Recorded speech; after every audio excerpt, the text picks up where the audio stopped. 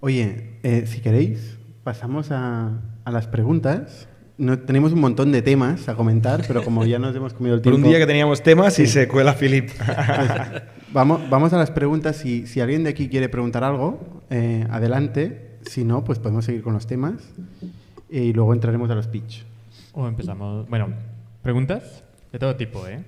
Este espacio le hemos llamado de 0 a 1 millón para también ser preguntas de si tenéis un negocio, estáis empezando y queréis hacer una pregunta random, por ejemplo, como una que hay por aquí de cómo fue el go-to-market en Kipu. No sé si ahora lo queréis responder. Hostia. Pero si tenéis alguna pregunta, bueno, alzad la mano y os pasamos el micro. 5 segundos. Yo he visto una pregunta antes en ya YouTube. tenemos una. Ah, vale, hay una aquí.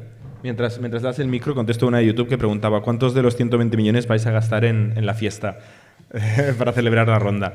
No hay fiesta para celebrar la ronda, básicamente, así que 0,00. Hola. Adelante. Hola, ¿se escucha? Vale. Preséntate brevemente Vale. y adelante. Me llamo Germán, trabajo como MLOps en una pequeña consultora, pero el cliente es una editorial, la más grande del mundo. Y va sobre eso, o sea, yo pertenezco a una muy pequeña consultora y siempre cuando habláis de crecimiento, habláis de aportar valor, a todo este tipo de cosas, desde mi punto de vista de consultora, digo yo, ¿y qué puedo hacer yo, aparte claramente de hacer mi trabajo bien y todo esto, como una consultora puede también aportar valor sin tener un producto como tal? Porque nosotros, en mi caso yo sí que programo y tal, pero no hacemos nada más, o sea, yo voy al cliente, hago mi trabajo y ya está. No damos nada más que el servicio que se nos paga. Perdón, ¿aportar valor al cliente de la consultoría o a tu empresa que es la consultoría? Yo creo que sería más a mi empresa. ¿Cómo aportas Sí. más valor a tu Sí, empresa? Sí, o sea, entiendo que vale, que puedo llevar más clientes. yo Joder, solo. esto es un valor de la hostia, ¿eh? Llevar más clientes, yo creo que... Sí, ¿no? Ya se acaba aquí. ¿Se acaba aquí? ¿Hay algo más importante? O sea, una empresa sin el cliente no existe, ¿no? Si alguien puede traer clientes, es un héroe, ¿no? En la empresa. Si tú tienes la capacidad de traer más negocio a la empresa, te vas a convertir en Dios del negocio, ¿no? O sea, También yo creo que hay otra cosa que esto seguramente Jordi sepamos al respecto porque lo ha hecho en el pasado, si no me equivoco, que es que cuando tienes una consultora y das servicio a varios clientes, muchas veces hay bastante overlap entre lo que tienes que hacer para un cliente y para otro, ¿no? Entonces, si tú consigues hacer una forma de, con un solo producto, dar servicio de forma más eficiente a todos esos clientes, al final el valor que le estás aportando a tu propia empresa es gigante, porque no tiene que empezar un desarrollo de cero cada vez, sino que puede utilizar algo que ya existe e incluso eventualmente productizarlo. Hay un montón de empresas, de startups de producto que comienzan de esta forma, ¿no? Haciendo un producto para pues, un cliente que luego reaprovecha para varios y que luego productiza y vende a través de Internet. O sea, básicamente hay dos cosas. Una es generar más negocio y la otra es mejorar la eficiencia del negocio, ¿no? Lo que dice César es cómo mejorar la eficiencia reaprovechando productos, procesos, ¿no? Recursos en general. Y la otra es cómo traer más negocio. Es que solo va de eso un negocio. De traer más negocio y ser más eficiente, ¿no? Sí, al final, perdón. Como observación, en las grandes consultorías, por ejemplo, de estrategia, los McKinsey, Bain y Boston Consulting Group, si te fijas, la gente que llega a partner, que es una tortura llegar ahí, son un montón de años de esclavitud, su trabajo es vendedor. O sea, el que consigue llegar a partner lo que hace es vender, que es lo que aporta más valor al negocio. Lo demás lo contratan, lo forman y tal, pero ser capaz de generar facturación es lo que acaba aportando más valor en estas consultorías. Con lo cual, si eres buen vendedor o crees que puedes serlo, con mucha diferencia es la manera de aportar más valor. Muchas gracias. Vale, ¿alguna otra pregunta por aquí? Toma, bien. Hola, ¿qué tal? Buenas tardes.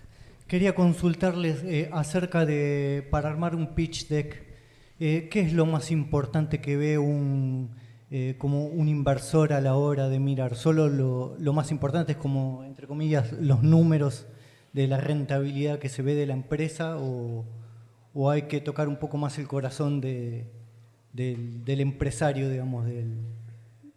Sí, yo creo en general, ¿eh? O sea, cuando quieres seducir a un tercero, ¿no? Tienes que tener claro qué tienes de bueno. Okay. ¿Qué tienes de bueno?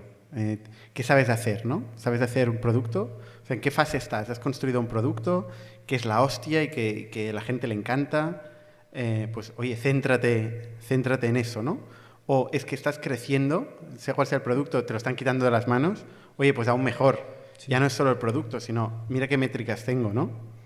Okay. Y así llegas a la rentabilidad. Bueno, o sea, normalmente las startups esto de la rentabilidad no lo controlan, ¿eh? O sea, se quedan antes o el producto o primero la idea, ¿no? La idea, cuál es el problema que quiero resolver y qué he imaginado para resolver de una forma realmente diferencial, ¿no? Porque esto es relevante, porque está en un mercado grande.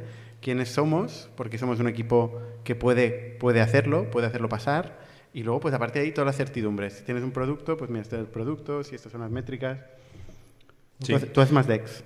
Yo hago más DEX, sí. Y justo el otro día estaba hablando con una empresa en la que hemos invertido nosotros, que precisamente decía, oye, voy a hacer fundraising ahora, y me enseñaba un DEX que estaba haciendo. Y el momento de esta compañía es que tiene un equipo brutal, sí, el mejor que he visto yo haciendo lo que hacen ellos, tiene un producto muy chulo y ha hecho una pequeña validación con métricas, ¿no? Pero no tiene grandes revenues y tal. Y de hecho, este emprendedor me comentaba, hostia, es que estoy hablando con VCs, concretamente españoles, y me empiezan a llevar ahí al agujero de que si el retorno del tal y la métrica y el ratio, y no te tienes que dejar llevar por ahí, ¿no? Entonces yo hablé con él y decir, oye, tú lo que tienes es un equipo de la hostia, sí, un producto de la hostia y una pequeña validación. Y el deck tiene que ser proporcional a esto. O sea, oye, habla del equipo, enseña el producto y muestra los 4 numeritos de la validación, pero no pongas ahí grandes gráficos y grandes números si no valen nada, porque no son suficientemente, pero tienes que tener como un self-awareness, como estamos hoy, una conciencia propia de dónde estás y no intentar vestir el mono de seda, no sé si existe esta expresión, pero o sea, ser muy sincero. Y si la gente te pregunta, oye, ¿y estas métricas y el crecimiento y la rentabilidad? Decir, no, rentabilidad no. O sea, no, ni idea. Ahora estamos aquí, sí, y queríamos hacer esto, lo hemos hecho. Ahora queremos hacer esto otro y lo vamos a hacer, con o sin tu dinero, ¿no? O sea, también explicando una historia de tal. Y luego también yo recomiendo mucho que haya una historia, ¿no? O sea, unos puntos claros que quieres comunicar y luego que haya una historia, que sea fluido, que haya una narrativa de la vida de los fundadores, de la evolución del equipo, de cómo ha cambiado el mercado, de hacia dónde va el mundo. O sea, todo tiene que muy fluidamente converger en que tu pitch es el futuro. Y si es bonito y entra por los ojos, ya, la hostia. 1.000.000 de gracias, muy amable. Mucha suerte. Idealmente vale la pena que entre por los ojos y dedicarle cariño porque vale millones de euros. Sí. O sea, yo le dedicaría cariño. No sé si tú querías decir algo. Tú has hecho un deck hace poco, ¿no? Sí. Sí. Ha hecho muchos decks, César, porque ha hecho un par de factorias. También de factorias, es verdad. Sí. Hace tiempo, ahora ya no. A ver, al final es importante que lo que tiene que estar esté, y hay un montón de recursos en online donde puedes ver pues, lo típico que necesita un inversor. Sí, compré, a través de unos alemanes, una especie de plantillas que te ayudaban muchísimo y como un curso como para guiarme un poquito más porque, bueno, como esta gente ya había levantado varios fondos, entonces, mostraban el producto de ellos, cómo lo habían montado pero como entre comillas quiero recaudar como información de todos los sitios como para cerrar una buena idea y que convenza al Pero ojo al con los inversor. templates, ¿eh? Tú imagínate que eres un fondo de inversión y recibe cada día centenares de decks, ¿no? O sea, realmente quieres buscar algo diferencial, algo que te llame la atención, ¿no? Sí. Si todo el mundo te viene con la template, un poco rollo, ¿no? Ujú. Pero bueno. Como recurso yo recomiendo 2, y ahora volvemos a la respuesta de César. Sequoia tiene un blog post con un ejemplo de deck, no es un template, pero es un ejemplo de lo que tiene que cubrir, y Creandum también tiene 1 o 2 blog posts que están bastante bien con lo que tiene que tener un deck. Yo te recomiendo que busques en Google, es gratis esto. Sequoia y Creandum deck template o deck. Añado otro a esos. Si la fase es más early stage, seed, etc., Y Combinator también tiene un post bastante bueno y es súper sencillo el deck que ellos proponen y se centran en exactamente lo que el inversor necesita. Por si lo quieres buscar. Gracias. Y última cosa, ya que estoy. Nosotros, por ejemplo, empezamos haciendo un documento en Notion donde explicamos todos estos puntos sin añadir diseño ni nada de eso, porque Notion al final ya pues te hace el layout bien. Sí. Y más adelante es cuando ya sí que hicimos el deck en base a la información que pusimos en Notion. Es mucho más rápido iterar un documento que un deck de diapositivas, que se llaman. Muchas gracias. Okay. Oye, y para responder la pregunta tuya, Dani, que te he dejado aquí colgada del equipo. ¿Cómo hicimos el go-to-market equipo? Es que es muy curioso porque hicimos el go-to-market equipo de la misma manera que hicimos el go-to-market de Factorial. Y cuando digo de la misma manera, quiero decir la misma persona.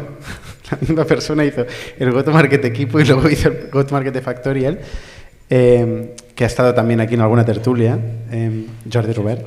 Un saludo. Y es un go-to-market basado en contenido y en SEO. No es un go-to-market que empiece con performance, ¿no? Intensivo en publicidad, sino SEO, contenido, y a día de hoy sigue siendo la principal fuente de negocio de Factorial y sigue siendo desde luego la principal fuente de negocio de Kipu. ¿Vale? ¿Más preguntas? Venga. ¿Micro? Sí, por aquí hay una. Sí, lo tengo ya. Vale. Bueno, yo soy Martín, que también soy founder de una startup, que es un marketplace de compra-venta de live shopping de productos coleccionables. Y tenía la duda de un poco cómo ha ido evolucionando vuestro rol a lo largo de estos años en Factorial en concreto. Digo, ¿en qué momento pasasteis más de estar en el barro, por así decirlo, a más high level? Y como un poco también hoy en día, ¿cuánto tiempo pasáis en el barro, por así decirlo, y cuánto es managing ahora mismo? O sea, high level no sé qué significa, pero yo creo que nunca he llegado ahí. Barro sí que lo sabemos. Barro sí. Más a nivel de managers versus bajaros en el barro, por así decirlo, cómo ha ido evolucionando ese porcentaje. Tira, tú. Todo es barro, ¿no? Yo es que soy más de barro. Hostia. Soy más de barro. A mí me gusta bajar el barro y entender pues la unidad mínima de las acciones que estamos haciendo, ¿no? Ya sea una venta, ya sea una iteración de producto, ¿no? Ya sea una campaña de marketing, ¿no? Yo solo entiendo a la gente cómo piensa y las cosas que hacemos a nivel máximo de detalle. Si hablo en nivel de abstracción, yo me aburro muchísimo. O sea, no me gusta hablar de cosas abstractas que alguien va a hacer y no sé quién va a hacer y le va a pasar la responsabilidad a otro. O sea, este tipo de cosas a mí no me interesan. Entonces, hoy que somos 800 personas, sigo haciendo lo mismo que hacía, que es bajar al detalle. Lo que pasa es que bajo en menos detalles, obviamente, ¿no? Porque hacemos un montón de cosas. Y lo que me pasa últimamente es que me sorprendo de las cosas que producimos. O sea, cuando bajo el detalle veo que la gente está haciendo cosas que no se me hubieran ocurrido, mejores de los que nunca me hubiera imaginado, ¿sabes? O sea que me sorprendo positivamente. A veces no, a veces todo lo contrario, pero normalmente me sorprendo de las cosas que estamos creando, ¿no? Pero es en este bajar al detalle donde realmente se hace la estrategia. La estrategia no se hace en high level, como comentas, ¿no? O sea, se hace cuando estás en nivel de detalle y entiendes el cliente, el problema y tal. Es en esta conversación, esta interacción, donde estás pensando por qué existo, ¿no? Y hacia dónde quiero ir, ¿no? Y en esta interacción también la transmites. O sea, no solo la haces y la piensas, sino también la transmites al equipo. La comunicación a nivel de detalle creo que es brutal. Lo que pasa es que necesitas que esta cultura de bajar se reproduzca en la empresa, porque cuando ya sois tantos, si tus directores, tus managers no tienen la misma actitud de bajar al detalle, entonces se empiezan a generar huecos, ¿no? En la organización, huecos de política, ¿no? Que la gente empieza a pasar, o sea, a hacer PowerPoints y hablar en otro nivel de abstracción, más high level. Igual en más high level perdido por nuestra organización que igual arriba, ¿no? O sea, esto es mi take. Yo creo que sí que hay un cambio del barro, que o sea, siempre tienes que entender el barro. No puedes hablar de otra cosa que no sea el detalle. Pero sí que es cierto que al principio, nosotros durante 2 años, el 99% de mi tiempo era como individual contributor, ¿no? Como persona que hace cosas. O sea, haces código, cierras clientes, escribes artículos para el blog, o sea, haces las cosas tú directamente.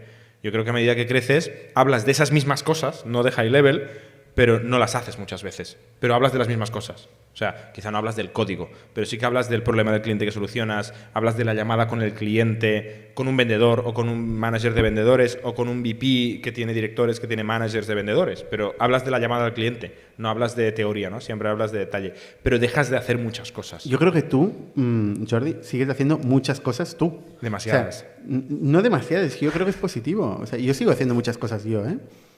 O sea, el cerrar un deal, cerrar un acuerdo, escribir una nota de prensa, una comunicación, no sé, este tipo de cosas. Sí, esto concretamente. ¿No?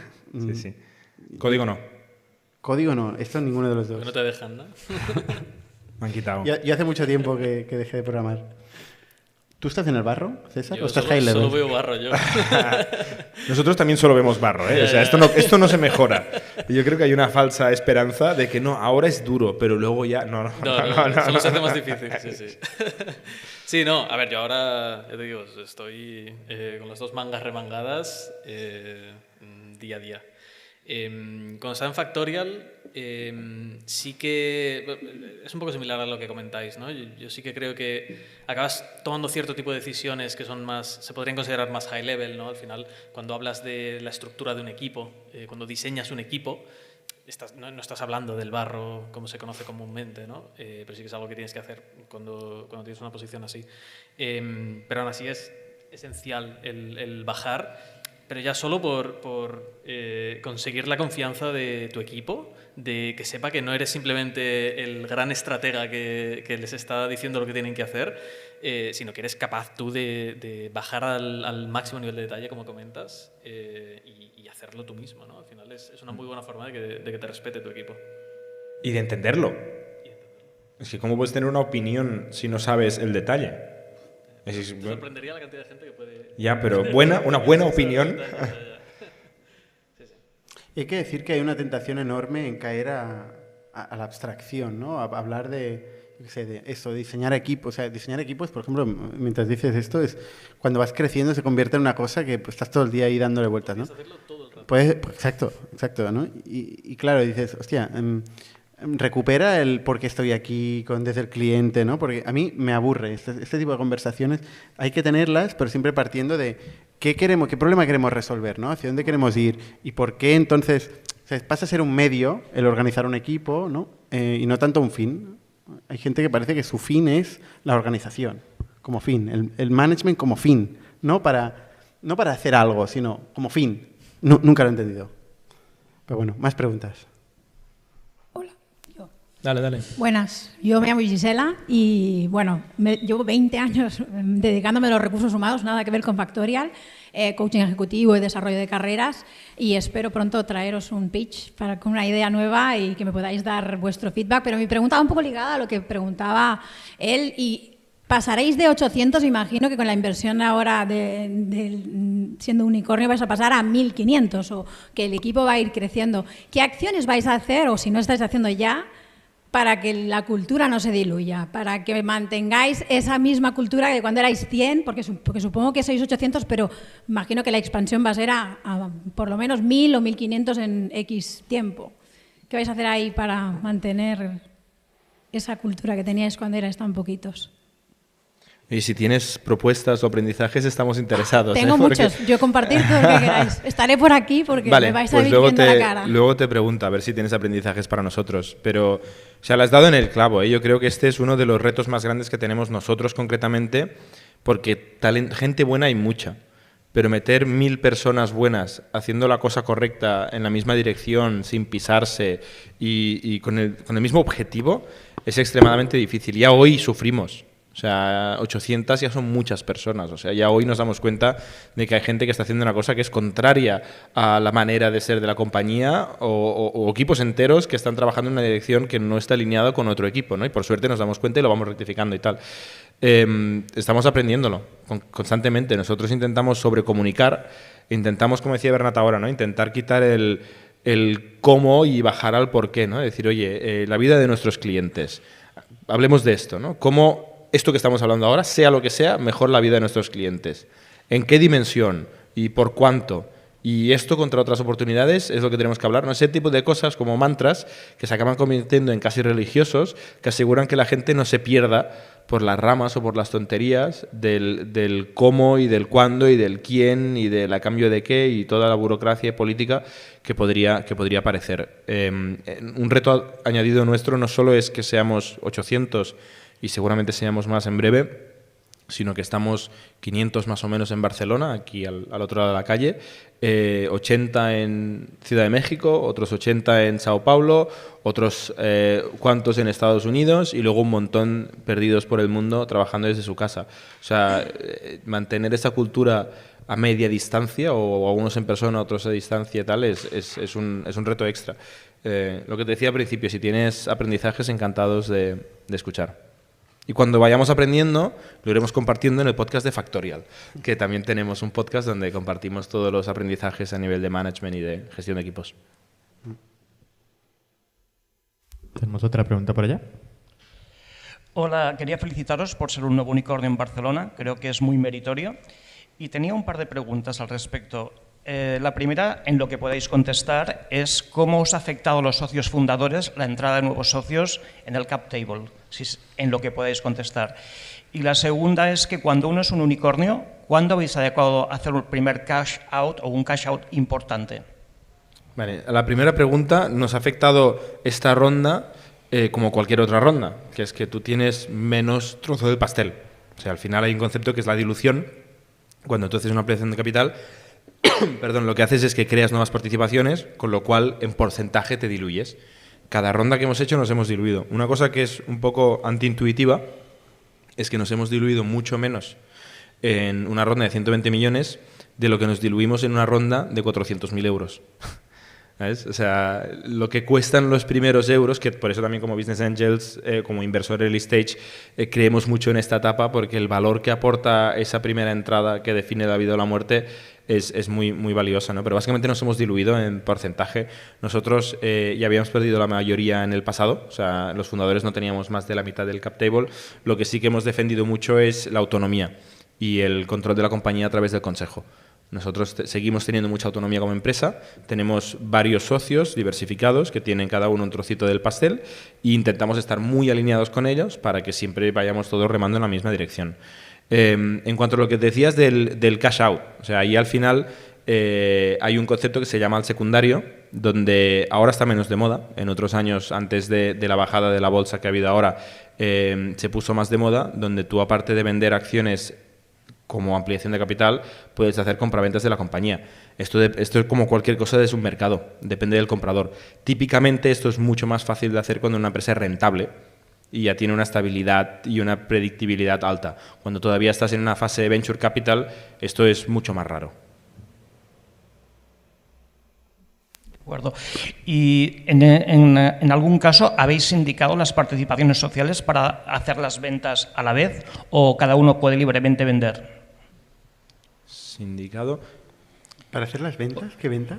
O sea, las ventas de las participaciones, si queréis hacer un secundario. Las rondas, dices. No, o sea, en cada ronda podéis vender en el secundario, como habéis dicho. Sí, pero digo que si entre los fundadores hay algún plan, algún acuerdo, algún pacto de socios para ir en la misma dirección, o libremente cualquiera de vosotros podría vender las participaciones. ¿Cuál sería el objetivo de esta sindicación? No acabo de entender. Pues, cada socio es independiente. Los fundadores no tenemos codependencia, digamos. Sí. Bueno, tienen algunos objetivos, como por ejemplo que tener el control de la compañía y no perderlo.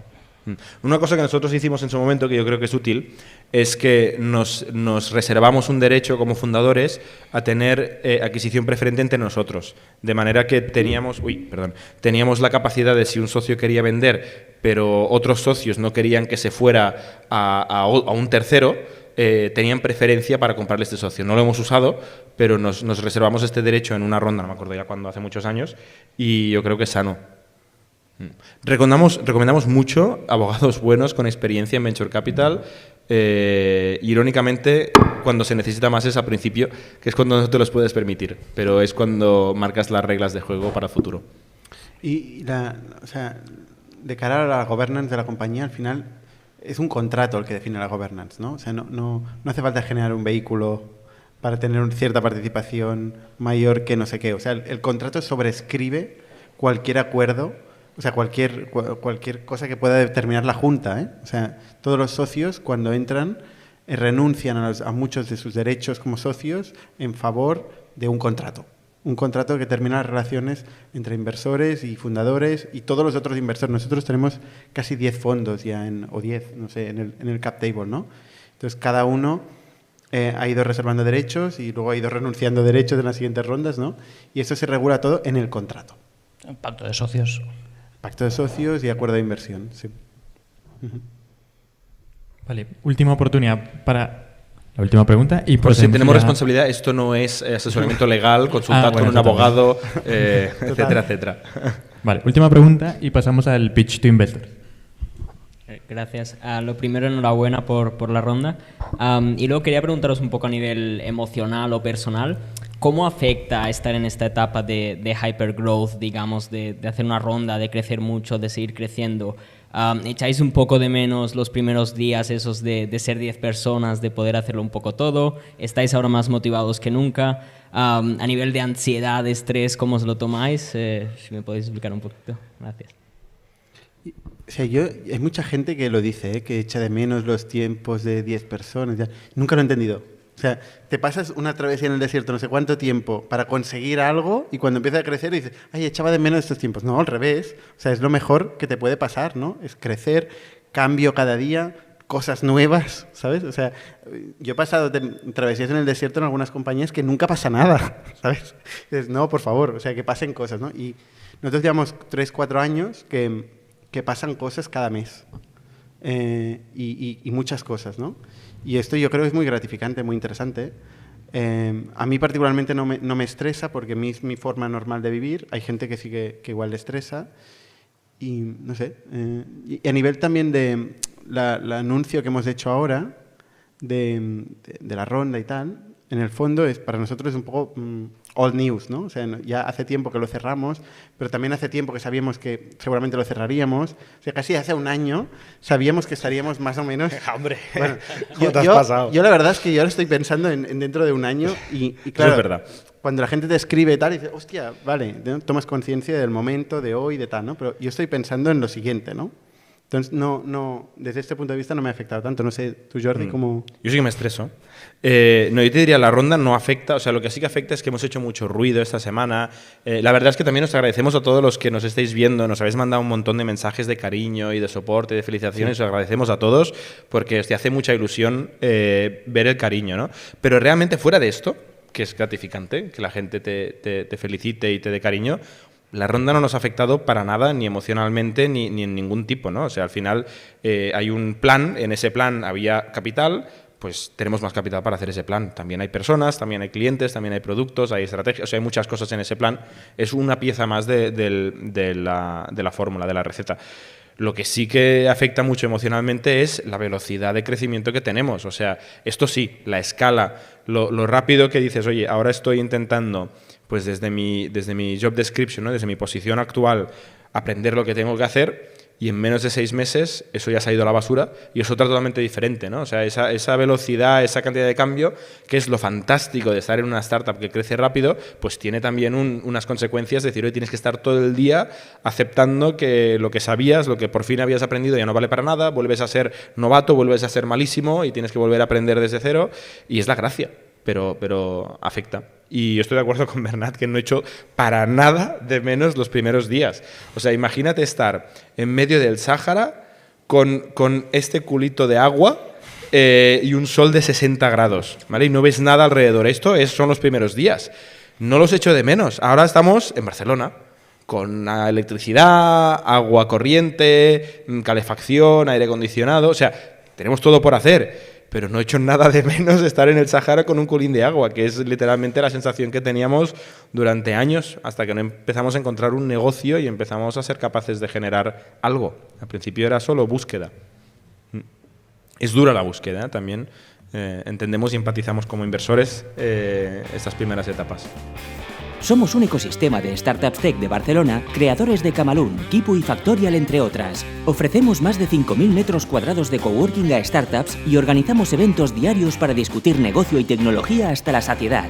Desde ITNIC Fund invertimos en equipos con capacidad de construir grandes productos y negocios. ¡Te esperamos!